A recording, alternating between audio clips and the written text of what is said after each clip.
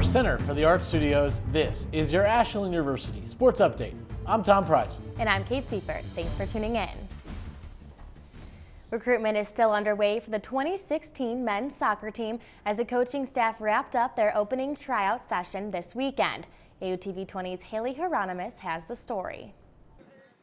The men's soccer program hosted their open tryouts on April 2nd at Ferguson Field.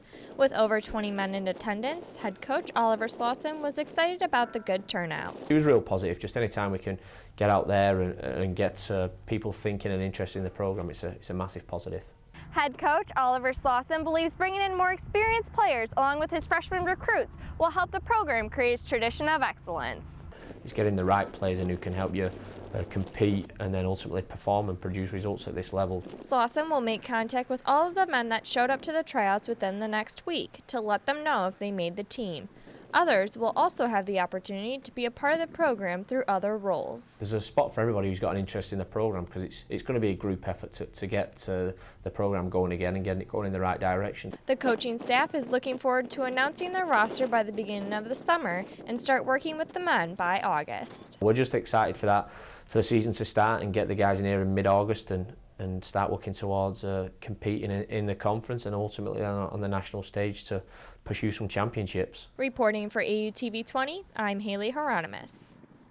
The Ashland University baseball team looked to keep the momentum going after a 5-game winning streak.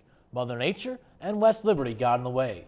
AU dropped a midweek game to the Hilltoppers 9-8 and followed up by splitting 2 games against Grand Valley State. The Eagles were supposed to host the Lakers for 4 games, but rain prevented 2 of those contests from being played. Now AU finds themselves at 14-10 and with 15 of their next 17 games on the road. We talked to head coach John Shalley about what the Eagles need to do to turn things around.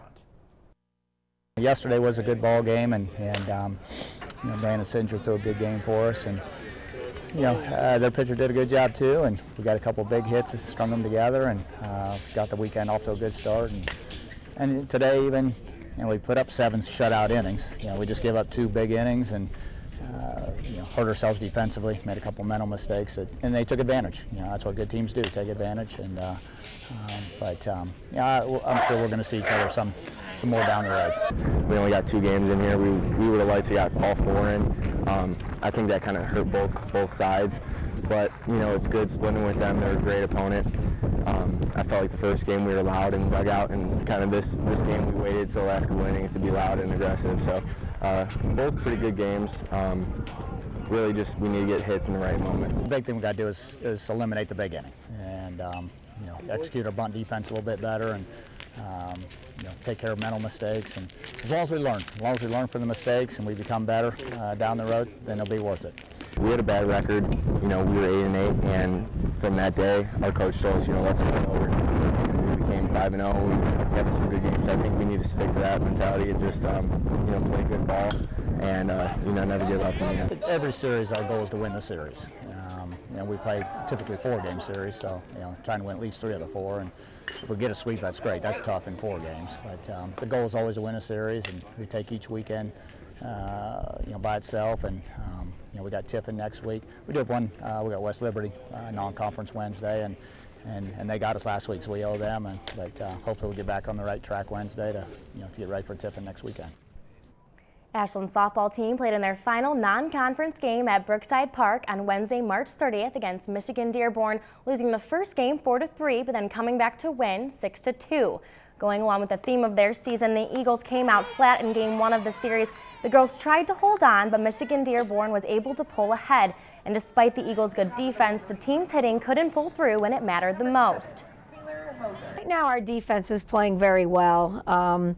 We're, making some great plays. Our pitching has been doing well. Our hitting right now has just been a little bit inconsistent. But that's been the biggest thing, is trying to get the runs. We're getting base runners on, but in the games that we're losing, we're just not getting the clutch hits. The Eagles split in 2 more series against Ohio Dominican and Hillsdale. They will now begin a scheduled stretch of 6 doubleheaders in the next 8 days, beginning on Saturday at noon against Northwood at home. Every week on the Eagle Sports Update, we highlight one of our student athletes who is shining on and off the court. This week, we talked to senior first baseman Jen Moore about the successful final season with the Eagles. Thanks, guys. I'm joined here today with senior first baseman Jen Moore. Jen, thanks so much for joining us. No problem. So you guys are 14-15 overall and 4-4 in the GLIACs, and some of the games that you guys have competed in so far have been some tight matchups. How do you and your teammates remain composure during these situations? I think a lot of it has to do with the positive mindset throughout the games and being able to pick each other up when a hit doesn't go your way, or if you hit the ball right on the screws but it's right at somebody. So being able to stay positive in a game that's a negative game, it's a little bit difficult to keep that composure, but it's definitely a teamwork kind of thing, because you definitely won't be able to do it by yourself. So it's nice to have your teammate picking you up when you come back in the dugout, or congratulating you on a nice play that you just had in the field. So I think that the composure is definitely based on your teammates and having someone else there to help pick you up when you're down. And you guys are halfway through your season with a lot more games to play. How do you and your teammates prepare on a day-to-day basis to compete in these games in order to come out with a successful season in the end?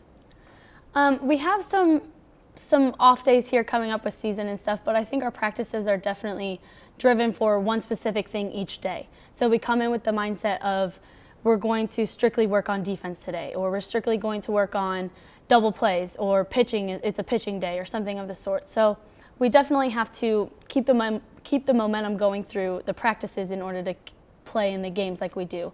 So I think practice is definitely a strong point for us with coming in with the mindset of one thing each day. Now, being a senior on the field, you have some pretty nice stats this season. You have 32 hits, 26 RBIs, and 5 home runs, and that seems to be paying off in your games. And you've been a softball player here for 4 years now. How have those 4 years helped you to get to where you are today in the terms of softball? Well, freshman year, I was the only one that had actually played, so consistently, I mean. And so that had definitely been a good start, and I got into the GLIAC and I started feeling what it was to be a player again, rather than the jitters of being a freshman on the field. And then sophomore year hit, and I didn't have a great year, but then last year was possibly my best season in my softball career overall. And now I'm just trying to maintain that with the senior leadership and everything. And so I hope to finish strong with this season, and I know that it wouldn't be that way without my teammates. So hopefully everything is going to finish strong out for us in the season, and it's definitely been a long 4 years, but it's been a great 4 years.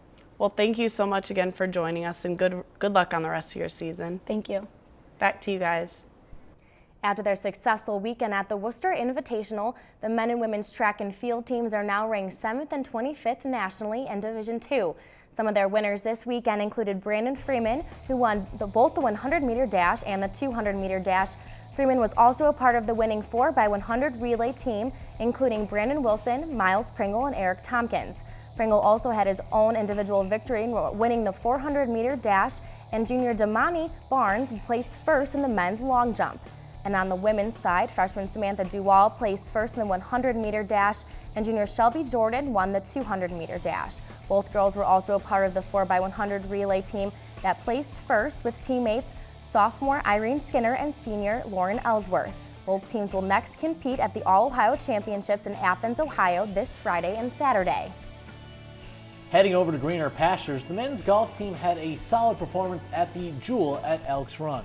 They finished 9th place in that event. Austin Kontrachek led the way for the Eagles. He shot 150, finishing 9th overall. Their next meet will be the Great Lakes Regional in Noblesville, Indiana. Now heading over to the women's golf team, they had a great performance this weekend as they finished 3rd. Caitlin Newman led the way as she shot 154. That was good enough for 5th place. Allie Green also placed herself in the top 10 as she tied for 9th. Next up for the women will be a trip to Bowling Green, Ohio as they step up to Division I competition at the Dolores Black Falcon Invitational this weekend.